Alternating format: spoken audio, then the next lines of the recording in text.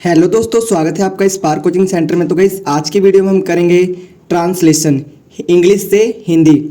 तो अगर आपने अभी पढ़ना शुरुआत करा है इंग्लिश को और आपको अगर लिखना भी नहीं आता और आपको बोलना भी नहीं आता तो ये वीडियो आपके लिए बहुत इंपॉर्टेंट हो सकती है।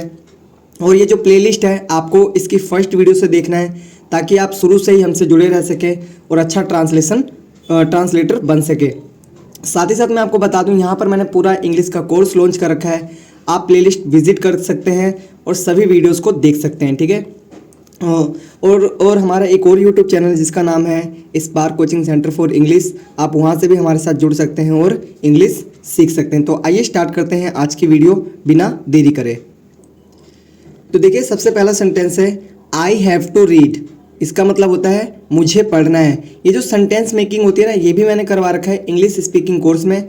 आप वहाँ पर हमारे साथ जुड़कर इन वीडियोस को देख सकते हैं और सेपरेटली इनको सीख सकते हैं कि आई के साथ हैव आता है कब और कब आई के साथ मतलब अलग अलग चीज़ें होती हैं, ठीक है। ही के साथ हैव आएगा या फिर हैज़ आएगा, ये सारी चीज़ें मैं बहुत डीपली सिखाता हूँ। तो आप इस स्पीकिंग कोर्स पे जाकर चीज़ें सीख सकते हैं, यानी कि जो प्लेलिस्ट बनी हुई है इंग्लिश के लिए, ठीक है। आई हैव टू रीड, मुझे पढ़ना है। यू हैव टू थिंक, तुम्हें सोचना है या फिर आपको सोचना है। आगे I have to go there, मुझे वहाँ जाना है या फिर इसका अलग तरीके से ऐसे बनता है मुझे वहाँ जाना पड़ता है, ठीक है। इस टाइप का भी ये बनता है। You have to sit here, आपको यहाँ बैठना है, ठीक है। नेक्स्ट है आई हैव टू सी, मुझे देखना है या फिर मुझे देखना पड़ता है। आप सेंस में इस तरीके से यूज़ कर सकते हैं। नेक्स्ट है दे हैव टू कम, उनको आना है, ठीक है, उनको आना है। आई हैव टू रीड, मुझे पढ़ना है या फिर यू कैन से मुझे पढ़ना पड़ता है, ठीक है। किसी काम को ज़बरदस्ती करना पड़ता है तो हम उसके लिए भी इसका यूज़ करते हैं, ठीक है, हैज़ टू का और हैव टू का। नेक्स्ट है यू हैव टू प्ले, आपको खेलना है। दे हैव टू स्लीप, उन्हें सोना है, उन्हें सोना है। आई हैव टू ईट, मुझे खाना है। ही हैज़ टू लर्न, उसे सीखना है, उसे सीखना है। ऐसे बोल सकते हैं he has to learn English, उसे इंग्लिश सीखना है। He has to learn math, उसे मैथ सीखना है। इस टाइप के सेंटेंसेस आप खुद से डेवलप कर सकते हैं, बना सकते हैं, ताकि कहीं ना कहीं जो आपकी इंग्लिश है वो पहले से और बेहतरीन हो सके, ठीक है। नेक्स्ट है शी हैज़ टू गो, उसे जाना है या फिर उसे जाना पड़ता है। इस टाइप का sentence I had to go, मुझे जाना पड़ता था या फिर मुझे जाना था। ऐसे आप यहाँ पर सेंस बनेगा। क्यों? क्योंकि ये पास्ट का टेंस हो गया। ये किसका हो गया? पास्ट का, ठीक है। अगर आपको ये पास्ट, फ्यूचर, प्रेजेंट नहीं समझ में आ रहा तो आप इस स्पीकिंग कोर्स वाली वीडियो पे प्लेलिस्ट पर विजिट कर सकते हैं और फर्स्ट वीडियो से एवरी वीडियो देख सकते हैं। आपको वहाँ से सारी चीज़ें बिगिनिंग से सिखाई गई हैं, ठीक है। ही हैड टू सी, उसे देखना पड़ता है या फिर उसे देखना था, ऐसे। शी हैड टू ईट, ठीक है, यहाँ थोड़ा सा दिख रहा है, ठीक है। शी हैड टू ईट, उसे खाना था, उसे खाना था।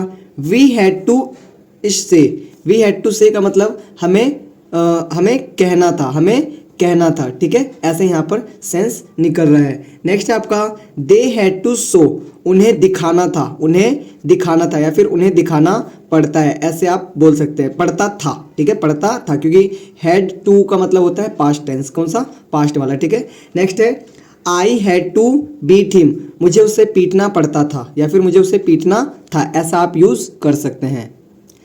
नेक्स्ट दिखा रखा है ही हैड टू टॉक, ठीक है, उसको बात करनी थी, ऐसा, ठीक है। शी हैड टू कम, उसे आना था, ठीक है, उसे आना था। I had to play, I had to play का मतलब मुझे खेलना था, ठीक है। नेक्स्ट है आपका आई शुड रीड, मुझे पढ़ना चाहिए, ठीक है। शुड का मतलब क्या होता है? चाहिए। शुड का मतलब चाहिए। जैसे मुझे खेलना चाहिए, आई शुड प्ले। मुझे बोलना चाहिए, आई शुड स्पीक। मुझे हंसना चाहिए, आई शुड लाफ। मुझे 2 घंटे पढ़ना चाहिए, आई शुड रीड 2 आवर्स, ठीक है। इस टाइप के सेंटेंसेस शुड के द्वारा बनाए जाते हैं जिसमें कुछ काम करना चाहिए, ठीक है। आई शुड गो, मुझे जाना चाहिए। दे शुड थिंक, उन्हें सोचना चाहिए। वी शुड लीव नाउ, हमें निकलना चाहिए अब, ठीक है, या फिर अब हमें निकलना चाहिए। इस टाइप का सेंस यहाँ पर आप बना सकते हैं। यू शुड कम, आपको आना चाहिए। तो गाइस अभी तक जो हमने सेंटेंसेस पढ़े ये बहुत बेहतरीन सेंटेंसेस हैं और इनके द्वारा आप अच्छे से इंग्लिश बोल सकते हैं, लिख सकते हैं और समझ सकते हैं। साथ ही साथ आप रीडिंग करना भी यहाँ पर जान सकते हैं। देखिए इंग्लिश के 4 जो पिलर्स होते हैं वो होते हैं, पहला होता है लिसनिंग, फिर होता है राइटिंग, फिर होता है रीडिंग, फिर होता है स्पीकिंग। आप इसको ऊपर नीचे कर सकते हैं, इसमें कोई दिक्कत नहीं है, लेकिन आपको एक चीज़ कंपलसरी करना है, रीडिंग। जैसे ये जो पैराग्राफ है ना, इसको रीडिंग करना है और खुद से ही देखना है कि क्या मैं इसको इंग्लिश से हिंदी ट्रांसलेट कर पा रहा हूँ या नहीं। अब जो मैं आपको लास्ट में कुछ चीज़ दिखाऊंगा वो होगा जितना भी आपने इंग्लिश में ये सारी चीज़ें पढ़ा, उसी का हम क्या ट्रांसलेट करेंगे, उसी का हम करेंगे ट्रांसलेट हिंदी, उसी का क्या करेंगे, हिंदी ट्रांसलेट करेंगे। तो आइए देखते हैं।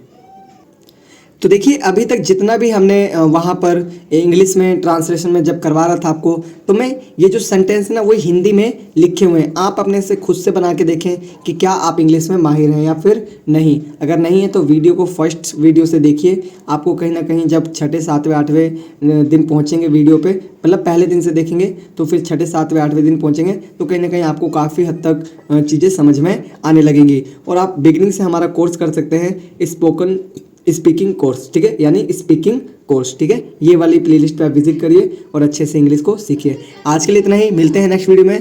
तब तक के लिए टाटा बाय बाय, जय हिंद जय भारत।